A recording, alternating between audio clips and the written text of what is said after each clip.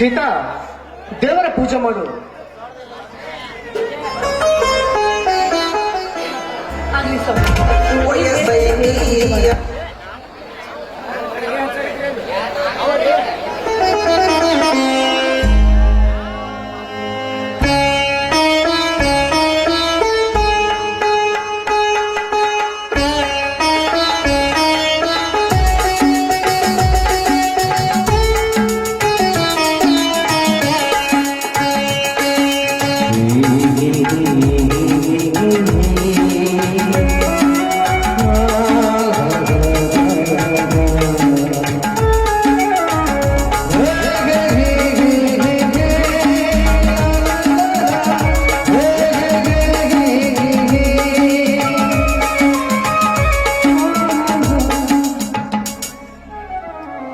ಸೀತಾ, ಆ ದಿಗಂಬರೇಶ್ವರ ದೇವರ ಹತ್ತಿರ ಏನೆಂದು ಬೇಡಿಕೊಂಡಿರುವೆ? ಸೀತಾ, ನಿನ್ನ ಕಣ್ಣಲ್ಲಿ ನೀರು ಏನಾಯ್ತು? ಏನಂತ ಬೇಡ್ಕೊಳ್ಳಿ ಸ್ವಾಮಿ, ಆ ದೇವರ ಹತ್ರ ನಾನು ಏನು ಅಂತ ಬೇಡ್ಕೊಳ್ಳಿ. ನಮ್ಮ ಮದುವೆಯಾಗಿ 10 ವರ್ಷ ಆದ್ರೆ ಕೂಡ ನನಗೊಂದು ಮಗುವನ್ನು ಕರುಣಿಸಲಿಲ್ಲ ಆ ದೇವರು. ಪಟ್ಟವನ್ನ ಕಟ್ಕೊಂಡಂತಾಗಿದೆ ಸ್ವಾಮಿ, ಪಂಚೆಯ ಪಟ್ಟವನ್ನ ಕಟ್ಕೊಂಡಂತಾಗಿದೆ. ಪಂಚೆ ಬಾಳು ಕಣ್ಣೀರಿನ ಗೋಳು. ನಾನೇನು ಹೇಳಿ ಸ್ವಾಮಿ, ಏನಂತ ಬೇಡ್ಕೊಳ್ಳಲಿ ಆ ದೇವರ. ಸೀತಾ, ಮಕ್ಕಳನ್ನು ಕೊಡುವ ಇಚ್ಛೆ ದಿಗಂಬರೇಶ್ವರಿಗೆ ಇದ್ದರೆ ಖಂಡಿತ ಮಕ್ಕಳನ್ನು ಕೊಟ್ಟೇ ಕೊಡುತ್ತಾನೆ. ನೀನೇನು ಚಿಂತೆ ಮಾಡಬೇಡ. ಯಾಕೆ ಚಿಂತೆ ಮಾಡ್ಕೋಬಾರ್ದು? ಅಕ್ಕಪಕ್ಕದ ಹೋದ್ರೆ ಅವರ ಮಕ್ಕಳು ಆಡುವಂತ ಆ ಕಟ್ಟು ಅವುಗಳನ್ನು ಎತ್ಕೊಂಡು ಮುದ್ದಾಡಬೇಕು ಅಂತ ಮನಸ್ಸು ಚರ್ಪಡಿಸುತ್ತೆ. ಆದ್ರೆ ನಾನು ಪಂಚೆ ಕಾರಣಕ್ಕಾಗಿ ಯಾರು ನನಗೆ ಮಕ್ಕಳನ್ನು ಕೊಡೋದಿಲ್ಲ. ಒಂದು ಹೆಣ್ಣಿನ ಮನಸ್ಸನ್ನ ಯಾರು ಅರ್ಥ ಮಾಡ್ಕೊಳ್ಳೋದಿಲ್ಲ ಸ್ವಾಮಿ, ಅರ್ಥ ಮಾಡ್ಕೊಳ್ಳೋದಿಲ್ಲ. ಸೀತಾ, ಈ ಜಗತ್ತು ಒಂದು ವಿಸ್ಮಯ. ಮೇಲೆ ಕುಂತು ನಮ್ಮೆಲ್ಲರನ್ನು ಪರೀಕ್ಷೆ ಮಾಡುತ್ತಾನೆ. ಅವನ ಪ್ರಕಾರ ನಾವು ಒಳ್ಳೆ ಕೆಲಸ ಮಾಡುತ್ತಾ ಇದ್ದರೆ ನಮಗೆ ಖಂಡಿತ ಒಳ್ಳೆಯದಾಗಿ ಆಗುತ್ತದೆ. ಸ್ವಾಮಿ, ನಾವು ಯಾವತ್ತೂ ಯಾರಿಗೂ ಕೂಡ ಕೆಟ್ಟದನ್ನು ಬಯಸಿದವರಲ್ಲ. ಒಂದು ಹೆಣ್ಣಿಗೆ ಹತ್ತಾರು ಆಸೆ ಆಕಾಂಕ್ಷೆಗಳಿರ್ತವೆ. ನನ್ನ ಆಸೆಗೆ ಮುಳ್ಳು ಹಚ್ಚಿಬಿಟ್ಟ ಆ ದೇವರು. ಸೀತಾ, ಆ ದಿಗಂಬರೇಶ ತುಂಬಾ ಒಳ್ಳೆಯವನು. ಅವನಿಗೆ ಕೆಟ್ಟದನ್ನು ಮಾತನಾಡಬಾರದು.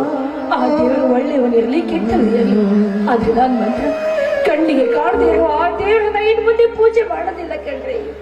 ನನ್ನ ಕಣ್ಣು ಮುಂದೆ ಇರುವ ಸಾಕ್ಷಾತ್ ದೇವರಂದ್ರೆ ನೀವು. ನಿಮ್ಮನ್ನ ಸದಾಕಾಲ ಪೂಜಿಸ್ತೀನಿ ಸ್ವಾಮಿ, ನಿಮ್ಮನ್ನ ಸದಾಕಾಲ. ಪಂಚೆ ಎಂಬ ಪಟ್ಟ ಕಟ್ಟಿದ ಈ ಜನರಿಗೆ ಒಂದಲ್ಲ ಒಂದು ದಿನ ಬಾಯಿ ಮುಚ್ಚುವ ಹಾಗೆ ಮಾಡುತ್ತಾನೆ ಆ ದಿಗಂಬರೇಶ. ನೀನೇನು ಚಿಂತೆ ಮಾಡಬೇಡ. ಅಂದ್ರೆ ನಿಮ್ಮ ಮಾತಿನ ಅರ್ಥ ಈ ಪಂಚೆಗೆ ಮಕ್ಕಳಾಗುತ್ತವೆ ಅಂತ ನೀವು ನಂಬಿದ್ದೀರಾ? ಇಲ್ಲ ಅಂದ್ರೆ ಖಂಡಿತವಾಗ್ಲೂ ಇಲ್ಲ. ನನಗೆ ಯಾವತ್ತೂ ಮಕ್ಕಳಾಗೋದಿಲ್ಲ ಅಂದ್ರೆ ನನಗೆ ಯಾವತ್ತೂ ಮಕ್ಕಳಾಗೋದಿಲ್ಲ. ಆ ನಂಬಿಕೆ ನನಗಿಲ್ಲ. ಅದಕ್ಕೆ ನಾನೊಂದು ತೀರ್ಮಾನ ತೆಗೆದುಕೊಂಡಿದ್ದೀನಿ. ಅದಕ್ಕೂ ಮೊದಲು ನೀವು ನನಗೊಂದು ಮಾತು ಕೊಡ್ಬೇಕು. ನೀನು ಇಲ್ಲಿವರೆಗೂ ಏನು ಕೇಳಿದವಳಲ್ಲ, ಅದು ಯಾವ ಮಾತು ಹೇಳಿಸಿತ? ಅದು ಸ್ವಾಮಿ, ನೀವು ಇನ್ನೊಂದು ಮದುವೆ ಮಾಡ್ಕೋಬೇಕು. ಸೀತಾ,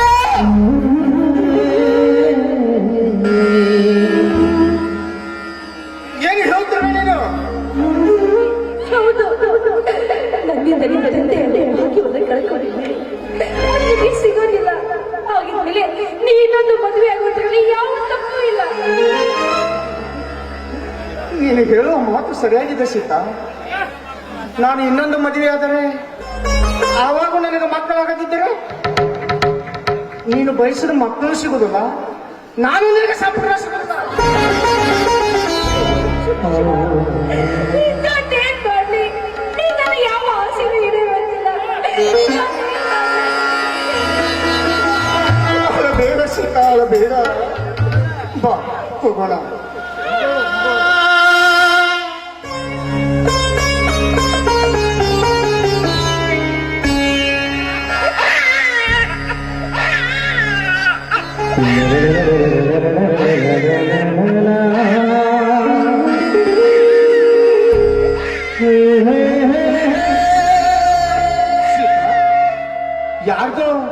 ಮಗು ಹತ್ತಿರುವ ಶಬ್ದ ಕೇಳ್ತಾ ಇದೆಯಲ್ಲ? ಹೌದು ಸ್ವಾಮಿ, ಯಾವುದು ಮಗು ಅವರ ಶಬ್ದ ಕೇಳ್ತಾ ಇದೆ.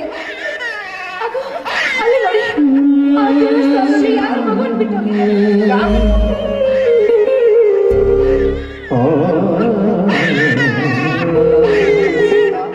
ಯಾರ್ದು ಈ ಮಗು? ಈ ಮಗುವಿನ ತಂದೆ ತಾಯಿ ಯಾರಾಗಿರ್ಬೋದು? ಯಾರಿಗೂ ಗೊತ್ತಿಲ್ಲ. ಆದ್ರೆ ನಾವೇ ಈ ಮಗುವನ್ನ ಸಾಕಿ ಬೆಳೆಸೋಣಲ್ರಿ. ನನ್ನ ಮಡಿಲಲ್ಲಿ ಮಲ್ಲಿಗೆ ಹೂ ಎಳೆದಂತಾಗುತ್ತದೆ. ಆ ದೇವರು ಕೊಟ್ಟಂತಹ ಭಿಕ್ಷೆ ಕೇಳಿ ಇದು. ಆ ದೇವರು ನಮಗೆ ಇಂಥ ವರವನ್ನ ಕೊಟ್ಟಿದ್ದಾರೆ. ಸ್ವಾಮಿ, ಈ ಬಂಜೆ ಮಡಿಲಲ್ಲಿ ಜಿಂಕೆ ಅಂತ, ಬಂಗಾರದ ಜಿಂಕೆ ಅಂತ ಮಗುವನ್ನ ಕರುಣಿಸಿದ್ದಾರೆ ಸ್ವಾಮಿ. ನೋಡಿದ್ಯಾ ಕಣೆ, ಕಡೆಗೂ ಆ ದಿಗಂಬರೇಶ ನಮ್ಮನ್ನು ಕೈ ಬಿಡಲಿಲ್ಲ. ಈ ಮಗುವನ್ನು ನಾವೇ ಬೆಳೆಸೋಣ. ಈ ಬಡವ ಸಾಮ್ರಾಜ್ಯದಲ್ಲಿ ಆ ದುಷ್ಟ ದೊರೆಗಳು ಅಂತ ದುಷ್ಟರ ಪಾಲಿಗರು ಅಚ್ಚಿಗತ್ತ ರಣವೀರನಾಗಬೇಕು. ಈ ಮಗುವಿಗೆ ಪರಶುರಾಮ ಅಂತ ನಾಮಕರಣ ಮಾಡೋಣ. ಹೌದು, ಚರಿತ್ರೆಯಲ್ಲಿ ಜಮದಗ್ನಿಯ ಮಗನಾಗಿ ಪರಶುರಾಮನಾದ. ಆದರೆ ಈ ಕಲಿಯುಗದಲ್ಲಿ ಪರಶುರಾಮನಾಗಿ ಬಂಡರಿಗೆ ಸಿಹಿಸಪ್ಪವಾಗಿ ಸಿಡಿಗೆಟ್ಟ ಕೊಡಲಿ ಹಿಡಿದು ಪರಶುರಾಮ ಅಂತ ನಾಮಕರಣ ಮಾಡೋಣ. ಭಾಷಿಕ ಹೋಗೋಣ.